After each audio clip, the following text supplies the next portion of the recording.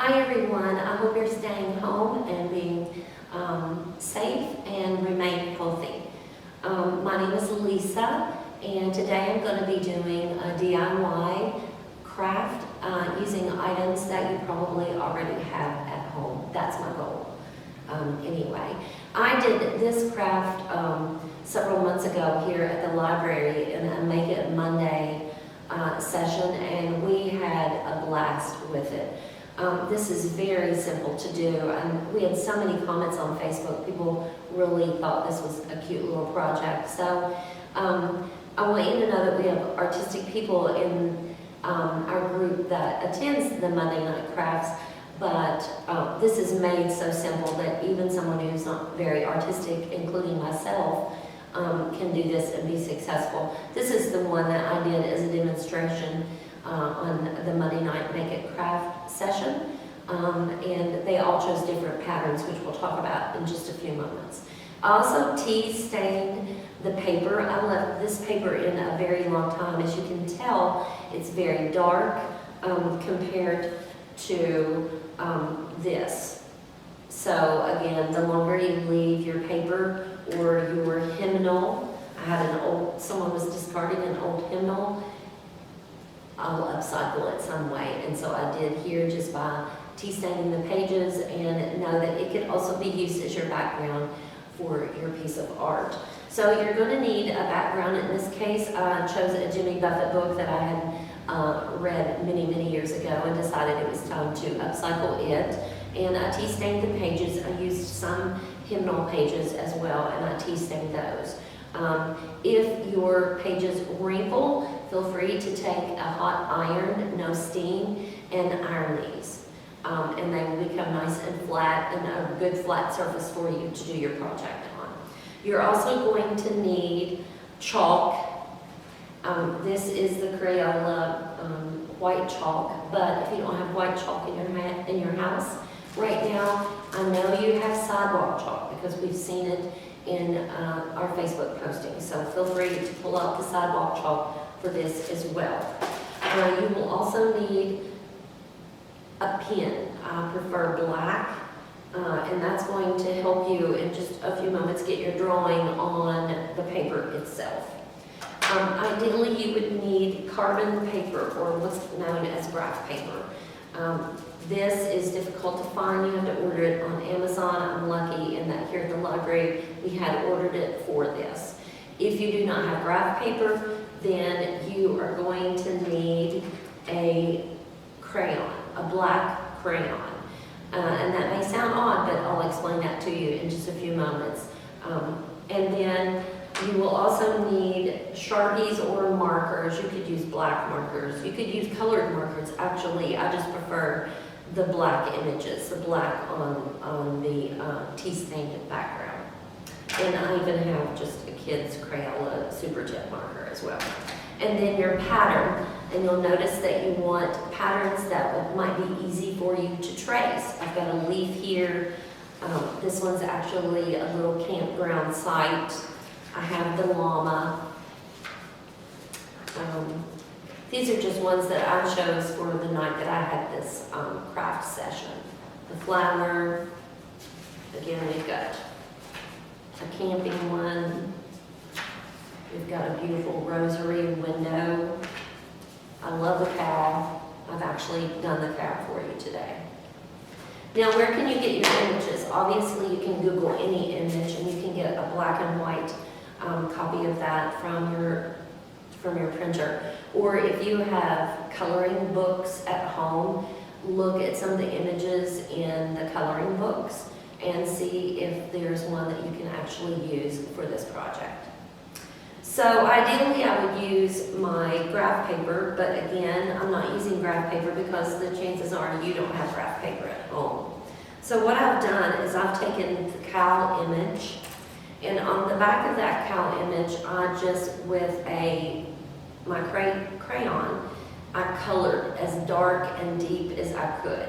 Now, you don't have to do the whole image. You can just hold this up backwards against a window and backlight it, and then just with a crayon follow the outline of the image. You may need to repeat that several times to get a waxy coating on the back of your image. Then all you need to do is to decide where you want the image placed.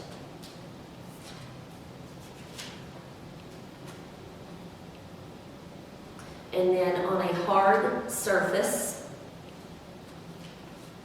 you're going to just use your pen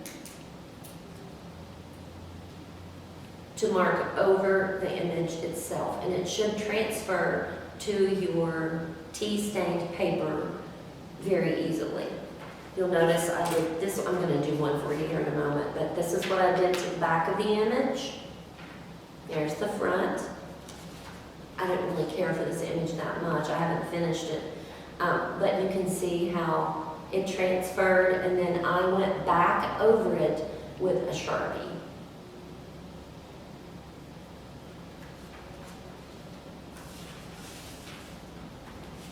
So we have this image. I'm going to do this one for you really quickly, or part of it.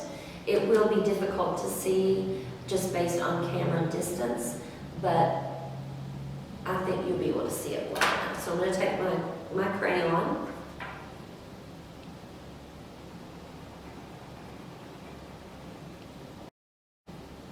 Again, this, you can get the kids involved in this. Kids tend to color very thick and heavy.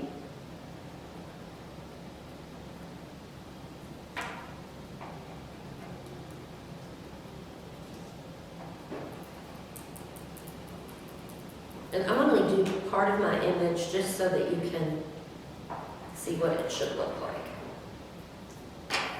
So here's part of my image on the back. So I need to find the appropriate place for that. Do I want it in the center? Do I want it more close to the bottom, wherever it may be? I'm on a flat surface. And with my pen, now you could use a stylus, you could use other things. I could ideally use the end of this paintbrush, not the painting bristle end, the opposite end. If you have stylus at home that you use with modeling clay and so forth, feel free to get them out as well. I'm just using a ballpoint pen. I'm following my lines.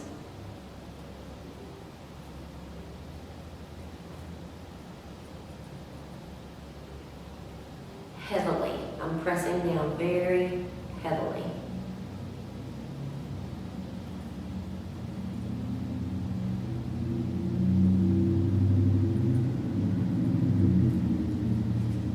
And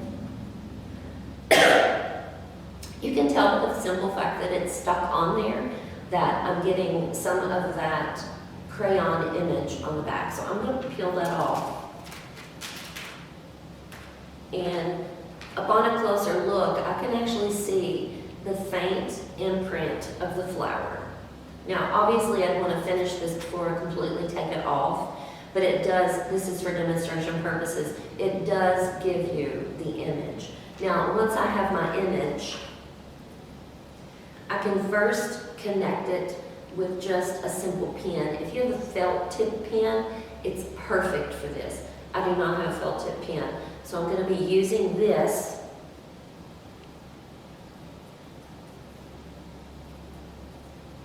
to connect or to go over the image that's left. And then once I get that on there, I really like to make it a little darker.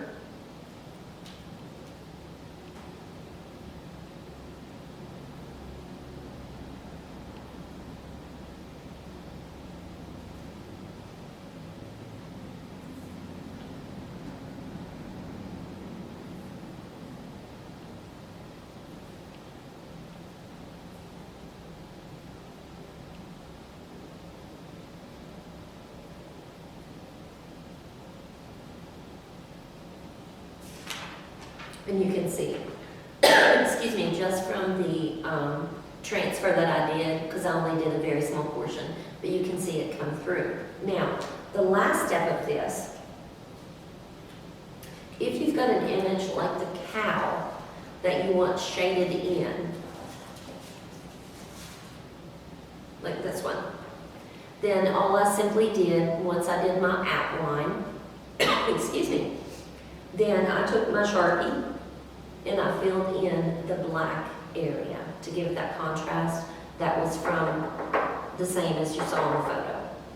And then my last step is taking chalk. You only need just a little bit. Excuse me. All you're going to do is follow the outline of the image very lightly. Now, all the way around this, and it really is cute. Now, we did in class incorporate other colors of chalk. So, if this were to go in a little kid's room and you wanted to do one with pink for a little girl's room, or blue or green or whatever the decor in the room is, then this is a great way of incorporating that theme of color into your drawing as well. After you have finished, notice this one's a little darker. I really heavily highlighted the outside with the chalk. This one, not so much. It's not standing out as much for two reasons. It's applied thinner, not as heavily. Also, this paper is darker because it was tea stained longer.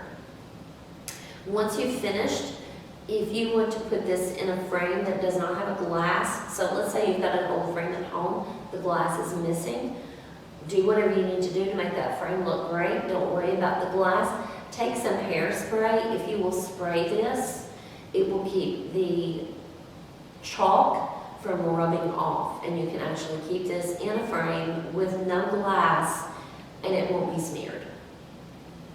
I hope you enjoyed that. This should allow all of you to become artists. Thank you.